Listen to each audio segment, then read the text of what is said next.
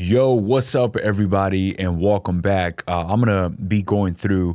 You know what? Today I'm gonna have a good time. I'm gonna have fun. I actually posted yesterday on my Instagram. For anybody that follows me on Instagram, you guys will know that I pop up a lot more. I'm very engaging on Instagram, and we'll do some Q&As.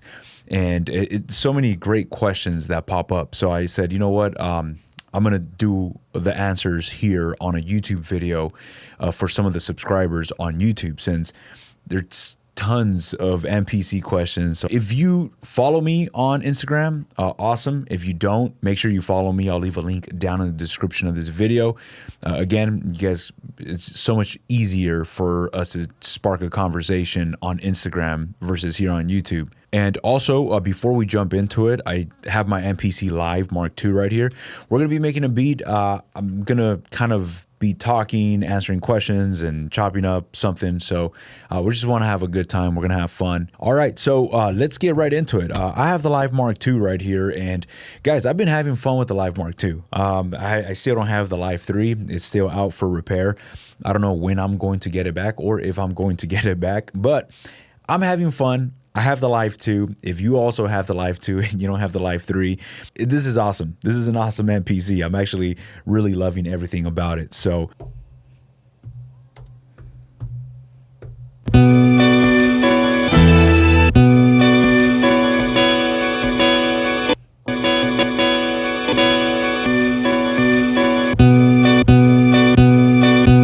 all right. We could actually even pitch this.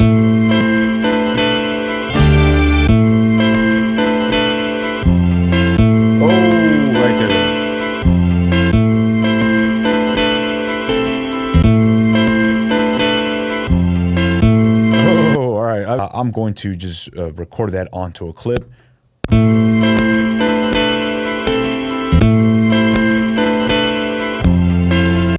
Right there.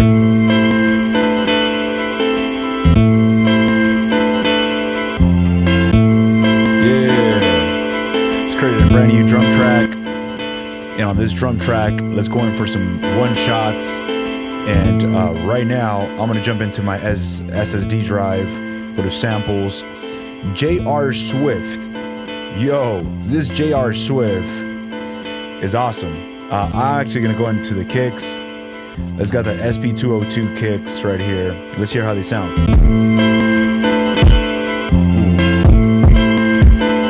Let's get into some snares.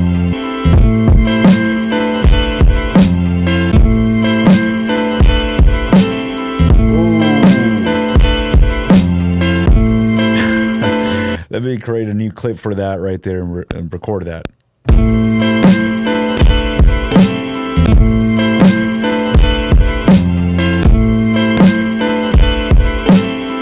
Yeah, let's get some hi-hats in here.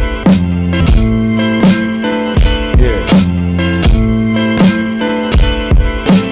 The hat, I want to just nudge it over a few ticks.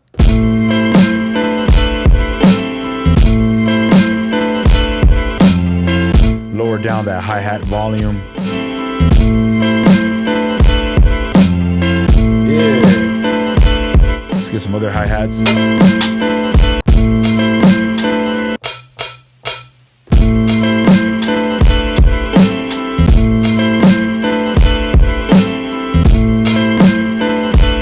Oh, that sounds dope. Maybe an open hat. Let's see if we could find some type of open hat. Yeah.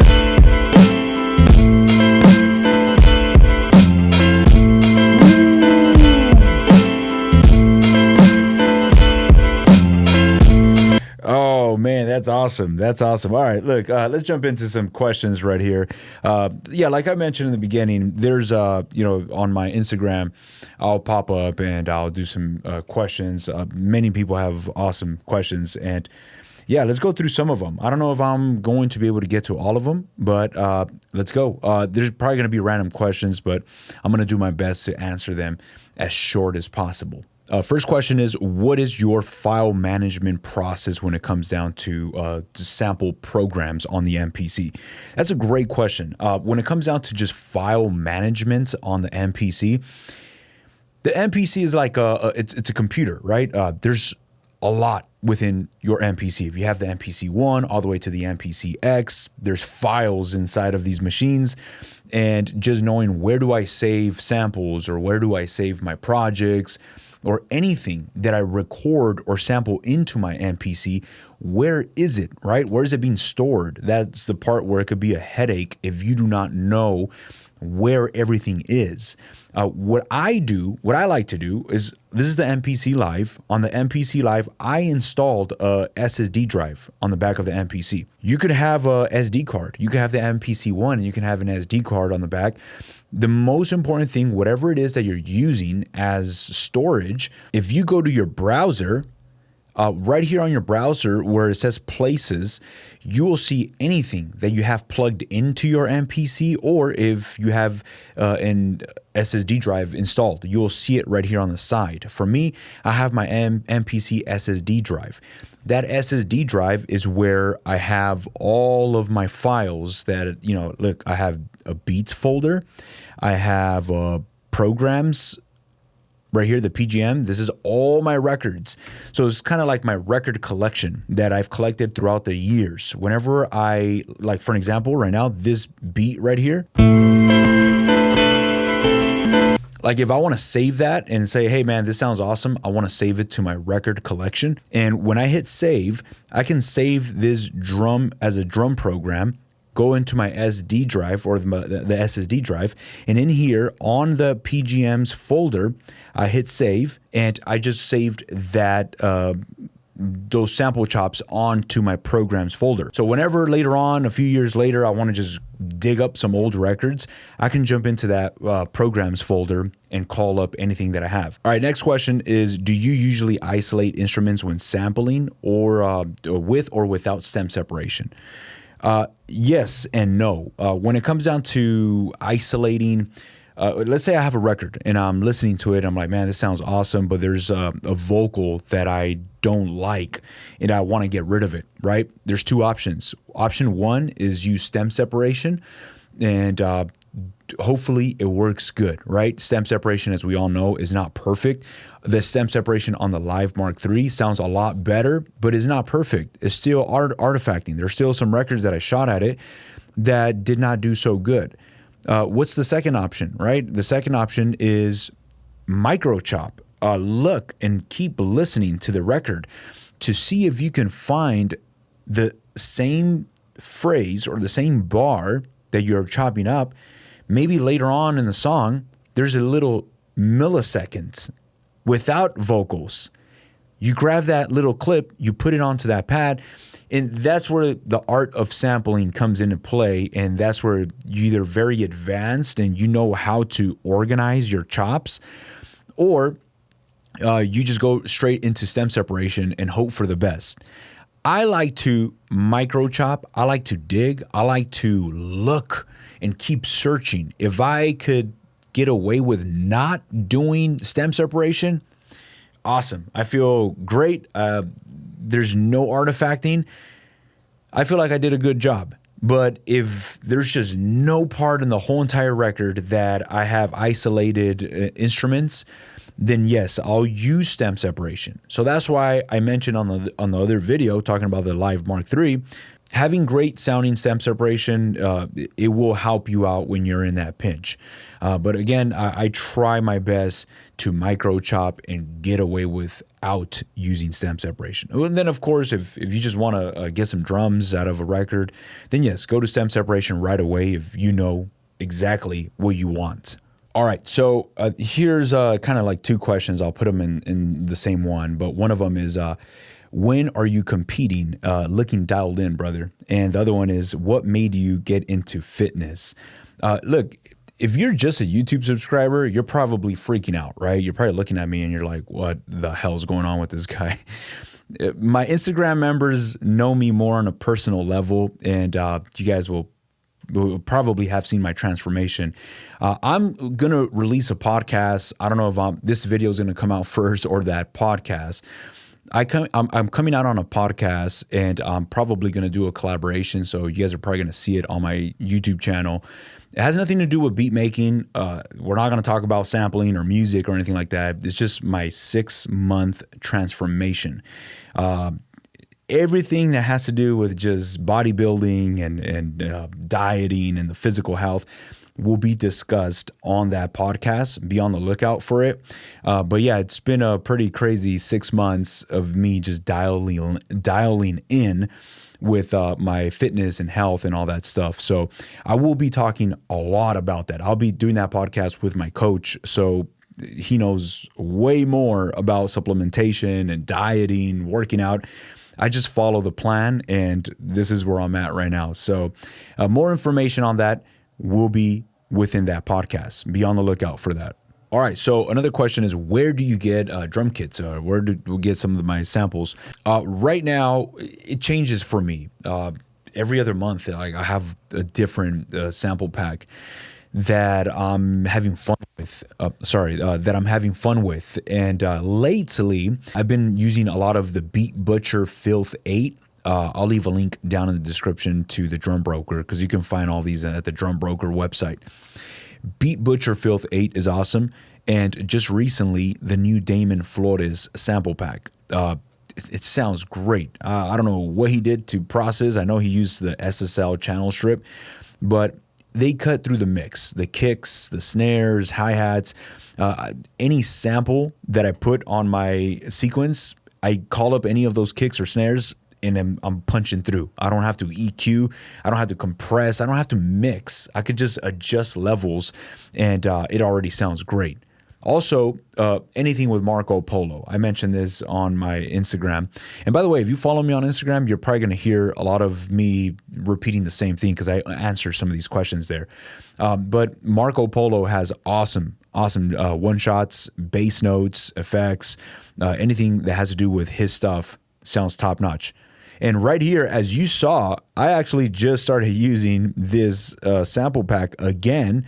That's how you know it's really good. But this J.R. Swift Volume 4, this is really, really good. If you want grimy, dirty sounding samples, one-shots, this right here sounds great. I love these type of one-shots because I deal with samples. I'm not dealing with plug-in instruments. Most of the stuff that I'm bringing into the MPC is grimy, is dirty. There's hiss, there's crackle from vinyl. So if I bring some of these one-shots right here, it's going to blend well. It's going to sound like it's part of the song. So this is an awesome pack. I'll leave links down in the description if you guys want some of those. All right, so do I prefer to play bass on a plugin with a plug-in instrument, or do I prefer just one-shots, bass samples, and put them as key groups? That is, I've never talked about this, and I'm glad you asked the question, whoever asked it, because I actually thought about it, and I said, you know what? It's so funny. I never use plug-in instruments as my bass notes when I'm dealing with samples. Maybe because the plug-in instrument sounds is way too clean, or is just too transparent.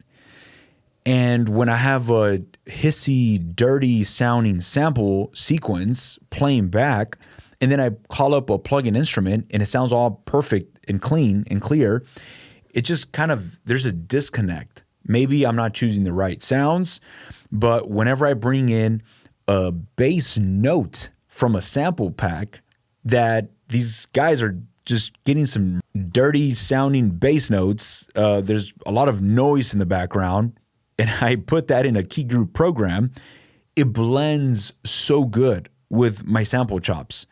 So I find more luck when it comes down to finding a bass one shot and putting it in a key group program from a sample pack. A lot of these sample packs that I just mentioned will be included. Make sure you look before you purchase. Does it come with bass note sample or one shots? Some of them will, most of them will.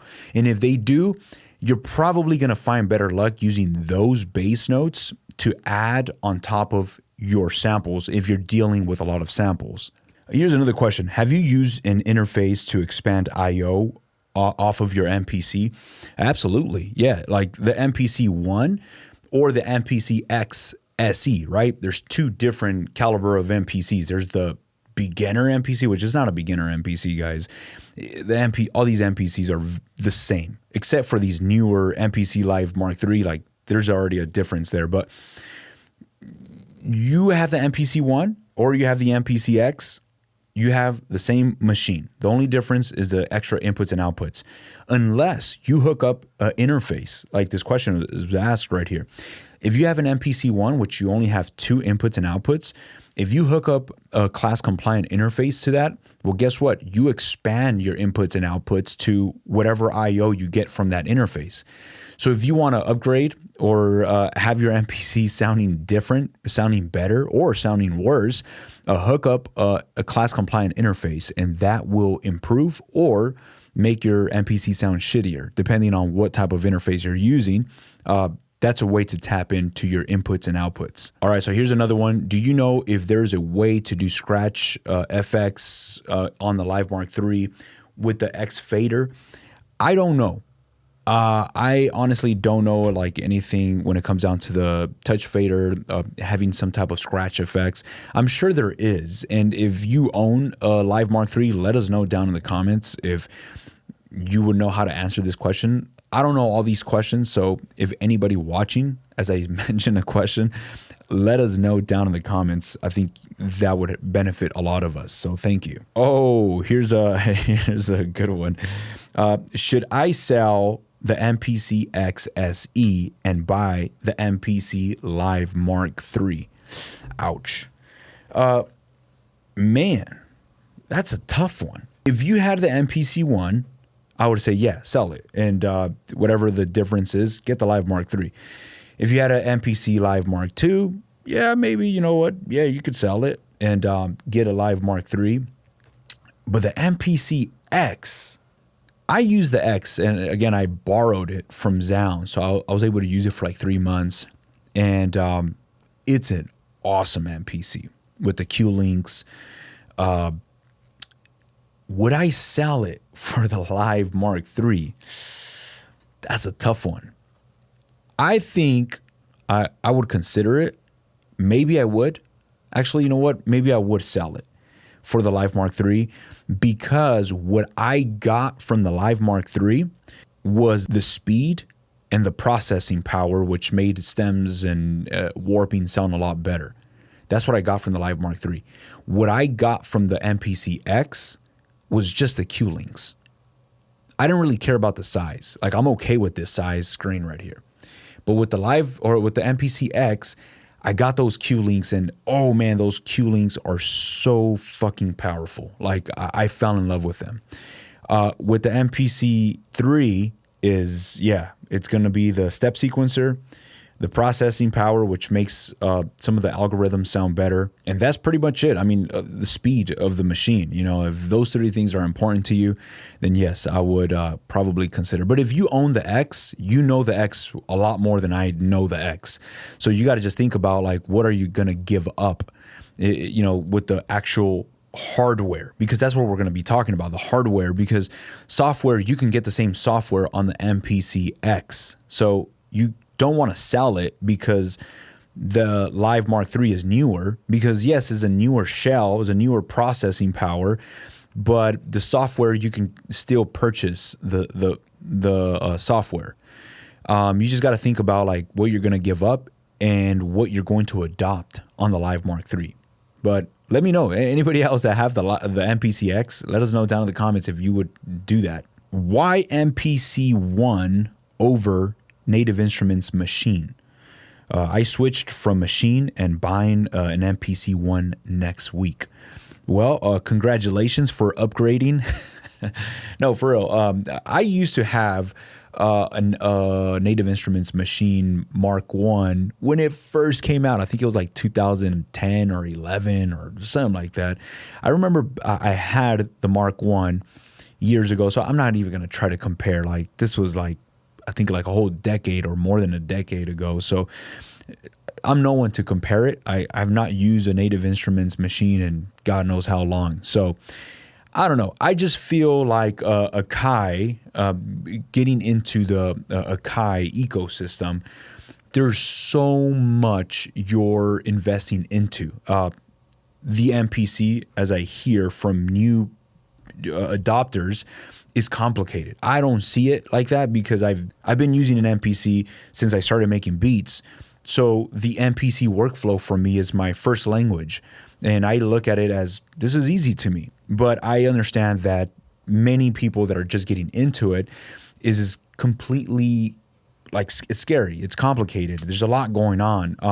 Well, I feel like if you invest and you really put the effort into learning just the basic workflow of the MPC, you're going to thank yourself in the future because AKAI is a company that just moves. They're not stale. They're not just stagnant. They're not just purchase it and that's it. That's where your money dies. There's always updates. There's new plugins. There's new this. There's always something new that comes up. So it's exciting. Honestly, I feel like it's exciting being part of just owning an MPC, even if you do purchase a brand new MPC that just came out. But you know that, hey, I'm not going to purchase a Live Mark III, but it's so fun just to be a part of the community and seeing how they're releasing these updates. It's awesome. It's exciting just to have an MPC. Favorite plugin? Oh man, yeah, dope. Favorite plugin?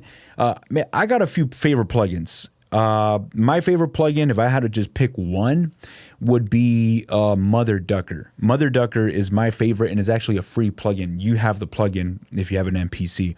If I could only just have one, it'd be Mother Ducker.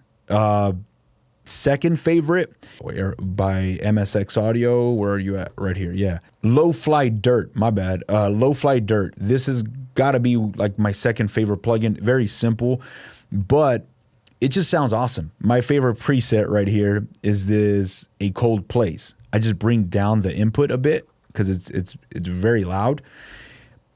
I don't know what it is. I just love how it sounds. And when I bypass it and I don't have it on my master bus, I don't like how my beats, like, they just kind of seem a little small. But when I put it on, it's like my beat is on steroids. So it's a cheap plugin, easy to use, and it sounds awesome, man. I love it. Software or hardware? That's a question right there. I don't know. Look, I use the MPC. I don't like to make beats on a computer. I just don't like it because I feel like my brain is going to explode.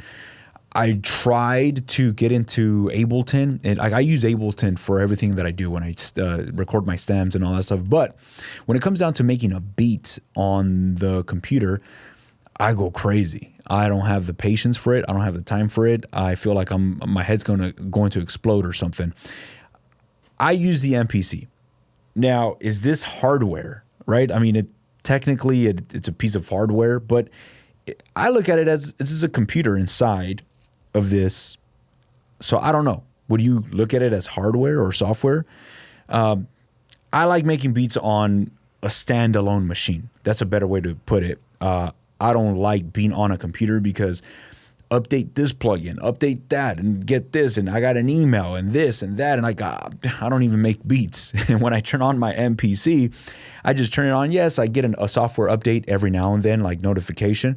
I update it and I get to doing my beats. And it's very focused. I don't have thousands of plugins. I only have probably like a handful of plugins that I go to, like my favorite EQ, my favorite compressor, and my favorite whatever processing EQ. What do you use to get that thick sound off of your MPC Live 3 or Live 2 or any other MPCs so it won't have that flat sound? Look, the MPCs, to me, I will say this, I've said this many times, I don't dislike how they sound. I don't think they sound bad. I don't think like, oh, the MPC sounds weak. I have a 1200 right next to me. So I can tell you, like, yeah, now that I have a 1200, the MPC sucks, right? Like hearing a 1200, now coming back to an MPC, this is garbage. I'm going to throw away my MPC. Like, absolutely not. Like, if you have the MPC 1 all the way to the Live Mark III, the MPCs sound great. They're very clean. They're not going to enhance your sound. They're not going to make your sound like you sample into it and then there's like this big old sound coming out of them. No, they're going to sound like whatever I sample into it is exactly what comes out. Now, the 1200 next to me is a whole different story. This is like Hollywood right here. Whatever I bring into the 1200, This thing will give me something bigger than life, right? If I sample a drum break into the 1200, it sounds like, all right, cool, it's boom, boom, bap. But then when I play it back, it's like blowing up my speakers and it sounds like Hollywood, right? Everything is more exaggerated. Not with the MPCs. They're just clean. They're transparent. They're not great sounding and they're not trash sounding. They just sound whatever it is that you put into it. How you can beef them up, this is where I love about any of the MPCs. Check this out. These are guitar pedals, JHS. Let me just show you, let you hear. I'm gonna bypass, I'm gonna hit play on the beat and then I'll bypass so you could see or you could hear what these guitar pedals are doing to my MPC.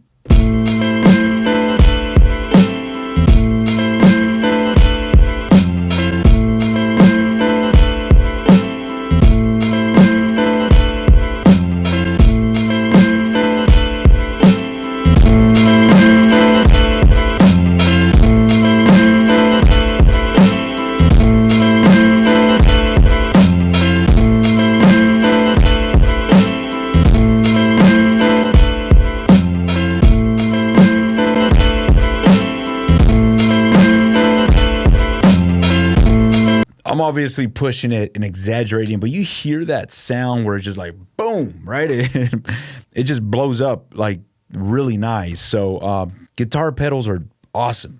Get yourself a pair of guitar pedals and game over, right? Like your MPC all of a sudden sounds better than 1200, or depending on what you're running your outputs through. Obviously, you get some shitty sounding guitar pedals, it's gonna sound shitty. Like whatever it is that you're investing on, these two pedals right here are not expensive. I'll leave a link down in the description if you want to know which ones these are.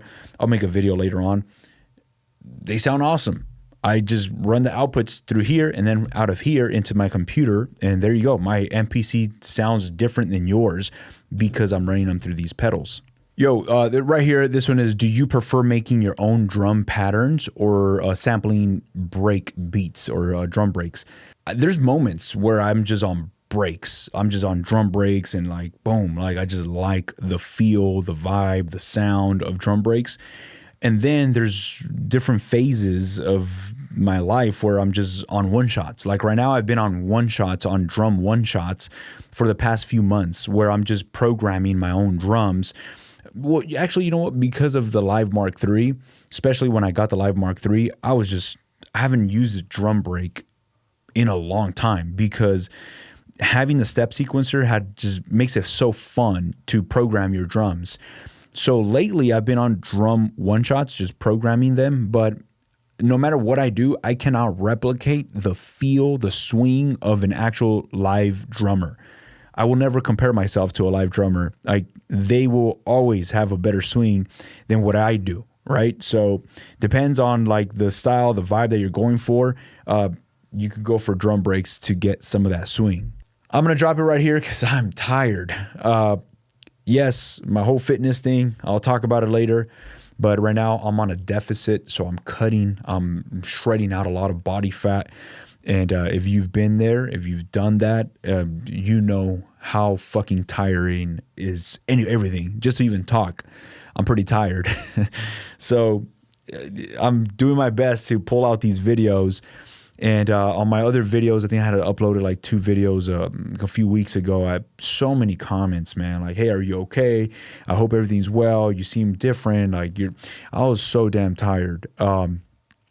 So what I want to do is for the next 5 months, I think I'm going to keep cutting for another 5 months. So they're going to be pretty tough. I'm going to do my best to keep my head up and keep my energy up. But it's just a momentarily thing. So for the next 6 months, we're going to dig as deep as I can. So I'm probably going to look all sucked up and completely different.